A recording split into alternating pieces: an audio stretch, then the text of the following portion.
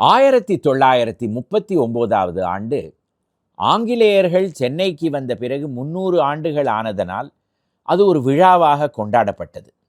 அப்பொழுது மெட்ராஸ் டெர்சென்டினரி கமிட்டி என்று ஒரு குழுவும் ஸ்தாபிக்கப்பட்டது. இவர்கள் மெட்ராஸ் டெர்சென்டினரி வால்யூம் என்று ஒரு புத்தகத்தை வெளியிட்டார்கள். அதில் இந்த மதராஸ் என்ற பெயர் எப்படி வந்தது என்பதற்கு ஏராளமான கருத்துகள் இருந்தது.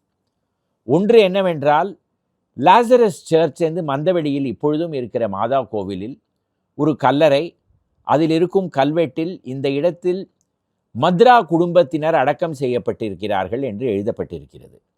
அதனால் இந்த பகுதியே ஒரு ஏராளமாக செல்வந்தராக இருந்த ஒரு மத்ரா குடும்பம், போர்த்துகிய குடும்பத்திலிருந்து ஆங்கிலேயர்கள் வாங்கினதாகவும், அதனால் இந்த பகுதிக்கு மெட்ராஸ் என்று பெயர் கொடுக்கப்பட்டதாகவும் அவர்கள் எழுதினார்கள். அப்பொழுது அந்த தாமர்ல வெங்கடாத்ரி நாயக், அந்த ஐயப்ப நாயக், ஸ்ரீரங்கராயா, நேக்னம் கான் இவர்களுக்கெல்லாம் என்ன ஆனது? அதெல்லாம் மறந்து போய்விட்டார்கள். இது ஒரு போர்த்துகிய பட்டணம், இவர்களுடைய பெயர்தான் இந்த இடத்துக்கு கொடுக்கப்பட்டது என்று எழுதினார்கள்.